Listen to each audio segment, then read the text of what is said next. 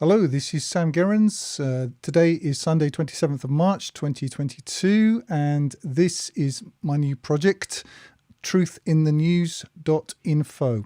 Now, the point of this channel is really going to be to unpick how media works, just taking apart a few articles and just seeing how the misdirection and manipulation operates. The reason why I know about this is because I happen to work at one point in my life in public relations. I've also worked to a certain extent in media and journalism, and have been around a lot of journalists, as you will be if you work in public relations. And the reason why I'm doing this is really in support of the Russian position vis-a-vis Ukraine and all the rest of it. So that's what this is for, and it's really to help Westerners be aware of the type of media manipulation and crafting of narratives that they're under. Now, I can't go through every single instance of this, but I can teach you how to read an article, how to see what's going on, how to ask the kind of questions that will not necessarily bring you to my conclusions, but at least will give you something to work with. The reason why this is called truthinthenews.info, just very briefly, it's from a joke, a Soviet joke actually, about the newspapers. The main two newspapers in the Soviet period were Pravda, which means truth, and Izvestia, which means news. And the joke was that there's no truth in the news and no news in the truth. I hope to sort of put some of that right here. Now, part of what I'm going to be doing is looking at articles, and also I hope to be also interviewing competent, informed people, not just about this, but to sort of build around, give Westerners some sort of access or more access, because I know there's a lot of information out there, to what's really going on the ground vis-a-vis Russia and vis-a-vis the entire attempt to basically cancel Russia, which is what's going on now. That's by way of introduction. Today, what we're going to be looking at is an article that I saw a couple of days ago from I think it's in The Guardian. Let's just have a quick look at it. I'm going to pull that up here, and I'll put a link to it. No, it's The Independent. I'll put a link to it down below. It's short, but we're going to just kind of go through it and unpick what it's really doing. Now, the article is called Some Prominent Russians Quit Jobs, refuse to support war. So what they're doing there is they're connecting that somebody's quit their job on the one hand, and insinuating they're making a link between that and some sort of inferred refusal on their part to support war. Because what this article is doing, this is propaganda. I'm not saying it's this article. You could argue that to some extent all media is propaganda. I wouldn't even really disagree with that. But what we're doing is just looking at this particular piece. So what this is doing, it's connecting two ideas in the mind of the reader, that someone has quit their job, someone is prominent, someone prominent in the Russian government or Russian milieu, and what they're trying to do is to sow in the mind of the reader the impression that there is some sort of dissent or major dissent in the Russian camp. That's what this is trying to do, and we'll just see why. I'm not so interested in whether it's true or not, although perhaps we'll touch on that. What I really want to do is to hit what's going on here. Now, to read, the resignation of Anatoly Chubais, who was President Vladimir Putin's envoy to international organizations for sustainable development, was not the first resignation of a state official over the war with Ukraine, but it was one of the most striking. Now, this is well-crafted propaganda. What they're doing here is, firstly, what we're looking for is key words, international organizations. So clearly this is a very prominent, a very high and important person. And it's true, Anatoly Chubais certainly was rich. That's true. And we'll get to who he really was in a minute. International organizations for sustainable development. Now, you may not be aware, but not everyone cares about the environment in the same way as they do in the West. In the West, the environment is really a kind of a god. It's something has to be worshipped. And a lot of people in the West have the idea that everybody else thinks the same way. They don't. They really don't. In fact, a lot of people in the West don't think this way. We understand that this is certainly here in Russia, that of course, one has to look after one's environment to a certain extent, but it's not the cult here, at least yet, that it is in the West. So to say that someone is, what does it say here, envoy to international organizations for sustainable development may be very impressive in the West, but not so much here. Was not the first resignation of a state official over the war with Ukraine. Now, what this is really pointing to is the idea that lots of state officials are leaving, and this is a trickle turning into a flood. That's the idea. But it was one of the most striking I see. So this is one of the most important out of this unnamed but implied stream of defections. That's what this is doing. This is, I would say, in terms of propaganda, it's quite clear what its payload is. Propaganda has a payload. It's clear what the payload is here, and it's written. It's not very subtle, but it's not the worst that you can get. Now, what is this? This is the Independent. So this is the Independent used to be for intelligent people. Now, I hope I don't sound too awful here, but really we're not dealing with intelligence anymore. What we're dealing with, certainly in the West, is with emotions, and that's what this is geared towards. Anyway, let's jump into the actual article, which is quite short, and we'll get through it in a few minutes. The resignation of a senior Russian government official and his reported move abroad wasn't the first voluntary departure of a person from a state job since the start of Russia's war with Ukraine, but it was certainly one of the most striking. So this is, as it were, the kind of the lead line, and it's referencing what we've already seen from the tagline above. Now, Anatoly Chubais, who was President Vladimir Putin's envoy to international organizations on sustainable development, which repeats what we saw above, is well known in Russia. Well, that much is true. Yes, that bit's true. He is well known in Russia. I believe he was the president of the electric company. I'm not quite sure what position he held more recently than that. He's certainly well known in Russia. That bit is true. He held high profile posts for nearly 3 decades, beginning under Boris Yeltsin, the first post-Soviet leader. Well, that's not as true as it seems, or would appear to be at first blush.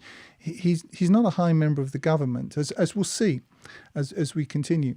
A number of public figures have condemned the invasion of Ukraine and left their posts at state-run institutions and companies. Yes, this is true. This is what Chubais was more connected with, state-run institutions and companies. He wasn't a high-ranking member of the government. This is not true, which could signal division in Russia's official ranks over the war.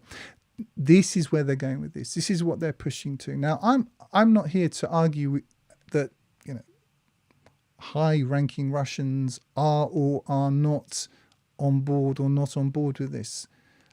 What I am arguing is that this piece of writing is designed to place in the mind the idea that this is the case, but it's not presenting any evidence. What it's doing is it's plucking at particular emotions and implying evidence that it isn't presenting. And once you become aware of this, when you've written some of this sort of stuff, you become inured to it. But most people aren't really aware of it, and you need to be aware of what's actually going on, no matter what the source is, whether it's Russian media or Western media. But we'll just pick this apart, a few more bits, and see where we are. So far, there have been no indications that the resignations have reached into Putin's inner circle. But the implication is that they're going in that direction. You see? No evidence, just innuendo. This is how it works. This is how propaganda works. And this is propaganda. There's no question about it. The handful of departures came as Putin blasted those opposing his course as, quote, scum and traitors, end quote, which Russian society would spit out, quote, like a gnat. Now, this is association. There may be an association between these two events. There may not be. We don't know. But the article is implying that there is.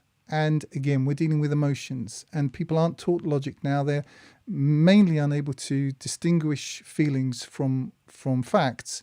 And the feeling that one would gain from reading this is that there is a connection, that Russia has, that Chubais is, as it were, a gnat or a scum and traitor as seen by Russia, and has been spat out personally by Putin from the country. That's the kind of impression that one is given here. Okay, let's continue. Some of the high-profile figures who have turned their backs on the Kremlin because of the war, and now they list them. Now we're just going to look at Anatoly Chubais, and again the idea here, and Anatoly Chubais is the best that they've got here. What they want to do is create an impression of a, as I say, of a stream turning into a flood, turning into a tsunami of if not rats leaving the ship, at least the sailors jumping overboard. That's what they want you to gain. And the question though is this what they really have? I would argue that it isn't. Let's continue. So, Anatoly Chubais. On Wednesday, the Kremlin confirmed media reports about the resignation of Chubais, 66, who was the architect of Yeltsin's privatization campaign. Now, this is a fact, and this is correct. Anatoly Chubais is 66 years old. That is true. What is also true is that he was one of the architects of Yeltsin's extremely unpopular process of privatization, which happened about 2 decades ago. This was the last time that Anatoly Chubais was really a really prominent figure in Russian politics, 20 years ago, even more. Okay, so, but they're not giving you that impression. If they'd said someone who was a big shot in Russia 25 years ago has left the country, he's 66 years old, he resigned and left, that would be a true summary of the facts. But what they're trying to do is link this with other things that it may or may not be linked with. I'm not exactly arguing that they're not linked with these things. I'm saying that they're not presenting the evidence, and what they're doing is they're using innuendo and basically manipulation to imply something that they're not providing the evidence for. And once you become aware of this, alive to this, you'll see that this is in everything. To continue, the reports citing anonymous sources said he stepped down because of the war. I repeat that. The reports, i.e. Now, what reports are we talking about here specifically? Media reports. Well, what media reports are those? Which the Kremlin has confirmed. They're linking to non-linked events, which themselves cited anonymous sources. All right? Just see how far back this goes. An anonymous source is, in media speak, it means it's made up, okay? That's kind of what it means. So, or it's a bit like if you read not very well written, popular sort of conspiracy books, which say things like, researchers think. Well, which researchers? Who specifically, and what exactly is it that they said, and where did they say it? This is... I guess you could also say it's like some people think. It is asserted. It means nothing. You can't use this in any real sense. That's what I'm trying to get to. So anonymous sources. This, when you break it down, it's laughable. But if you read this without digesting what it's doing, it's highly pernicious. And the reason why I'm doing this is because the effect of all of this propaganda is death. This isn't innocuous. This is supporting death. Lots of it in Ukraine, of people, Ukrainians and Russians, and therefore it needs to be addressed, because the hysteria that's being whipped up in Russia against, in the West against Russians in general, will not age well. Let's just, be aware that the West has been claiming for at least 100 years to be the bastion of democracy and fairness and equity and whatever it means by that. And those things change all the time. But as I speak, and today is Sunday the 27th of March, there are apparently tens of thousands of people today marching in London in support of what is largely in Ukraine a Nazi regime. We have libtards, the kind of people who read this stuff, marching for Nazism. So this kind of media, and this is a very small instance of it, is having an effect on people who don't control their own minds. So it's a good idea to learn how to read this sort of stuff intelligently, because it's supporting a system of murder. Okay, to continue. There's not much more left. Under Yeltsin, Chubais reportedly... let's back up a little bit. The reports, these anonymous reports, citing anonymous... these unclear reports citing anonymous sources, so we're at least 2 steps away from anything that you could even relate as being reality, and no evidence, of course, said he stepped down because of the war. So did he say that he'd stepped down because of the war? No, he didn't. Somebody heard somebody who thought that somebody said that that's what he said. Again, Chubais is not a major government figure. He was 25 years ago, but he's not now. And he is 66 years old. This is true. And yes, he's left the country. That's also true. What's also true is a lot of people are very glad to see the back of Anatoly Chubais. What is true is that, in case you don't know, is that the whole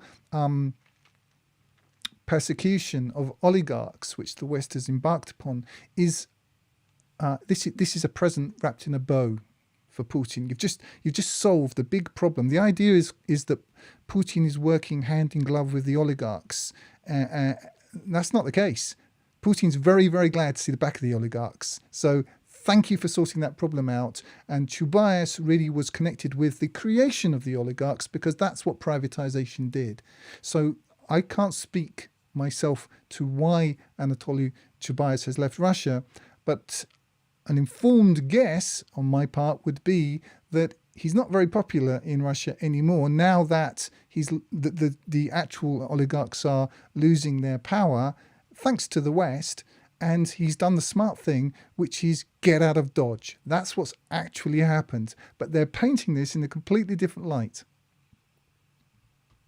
So let's just carry on. He hasn't publicly commented on his resignation. Well, no, that's true. He hasn't said anything about it at all. That bit's true. Under Yeltsin, Chubais reportedly recommended the administration hire Putin, a move that was widely seen as an important stepping stone in Putin's career. Now, what this bit is here to sort of imply, quite subtly, is that Chubais is extremely important because he's the man who made Putin. This may or may not be true. I think it's not true. Even if it had been true at some time, it doesn't mean anything now. Okay? This is all innuendo. This is all inference. It's not reality. It's smoke and mirrors. To continue. Putin became president of Russia in 2000 when Yeltsin stepped down. That bit's true. the 2000 was, as everyone knows, 22 years ago. So whatever influence Chubais had over Putin, that's long gone. Chubais was also deputy prime minister from 1994 to 1996. Now, that's true, but what is also true is that Russia has an awful lot of deputy prime ministers. It's not like it's one thing. There's quite a number of these guys. And first deputy prime minister from 1997 to 1998. That is true. And I believe there is just one first deputy prime minister, but there have been 16 of them since the time that Anatoly Chubais held that post, just to put it into some sort of context. So we're going to finish up here. The Russian business newspaper Kommersant reported Wednesday that Chubais was seen in Istanbul this week and ran a photo of a man resembling him at a Turkish ATM. Yeah, that may be true. Perhaps he is there. What is true, just to summarize, is a 66-year-old man who, called Anatoly Chubais, has left Russia and, let's say, is now in Turkey. Since the start of the invasion, now this is a word, invasion, that I agree with. Of course, Russia calls it a special operation. You can understand why they're doing that. I think it's to do with the associations of invasion, which we tend to see as operations of occupation. This is not an occupation mission, and so I understand why Russians are not using the word, or Putin is not using the word invasion. However, in more natural language, it is an invasion, certainly at this point. But since the start of the invasion, Istanbul has taken in many Russians looking to relocate. So again, the idea is here that there's this stream of people leaving Russia. Chubais is sort of riding this tsunami of grand exodus of Russia's brightest and best. And that's what this article is about. Now, I'm just going to wrap this up by saying certainly people have left Russia. As far as I can see, there are really 2 or 3 main categories. I'll just briefly talk about that and then we'll wrap this up. The first is Ukrainians in Russia who, and I've talked about this on my other channel, but very briefly, Ukrainians and Russians are the same people. You might find Ukrainians that would disagree with that right now because of what's been happening, and also because they've been indoctrinated at school level in the philosophy of what is essentially Nazism. It's in the school books. And there is a feeling amongst a lot of Ukrainians, not all Ukrainians by any means, but a lot of Ukrainians, of rabid hatred towards Russians. Now, speaking anecdotally, I've lived in Russia for 20 years. I've never met, actually, a Russian who evinces that kind of hatred towards Ukrainians. That isn't the feeling here at all. The feeling here at all is that this is a very unfortunate, terrible thing. And to some extent, I mean, I can't speak for everyone, but to a certain extent, there's a compassion and feeling for the Ukrainians. Obviously, there's a preference for Russians, but for Ukrainians too. There's certainly no sort of, that I've seen, straining at the leash to kill Ukrainians. That's not what I see here.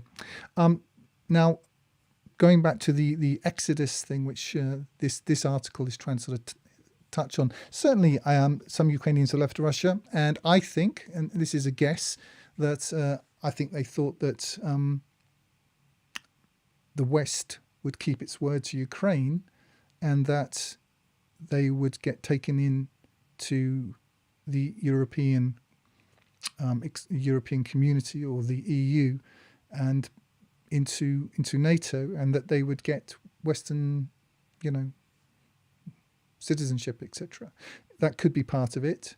I can certainly understand if your homeland is under attack, that you feel you kind of have to choose, and but it's certainly not the case. And briefly, I would respect that. I don't respect people like the Azov brigades and so on, but I certainly understand protecting your homeland, even in the circumstances which I'm not going to get into now. But in my view, Russia has no choice but to do what it's doing. Absolutely none whatsoever. Its hand was forced.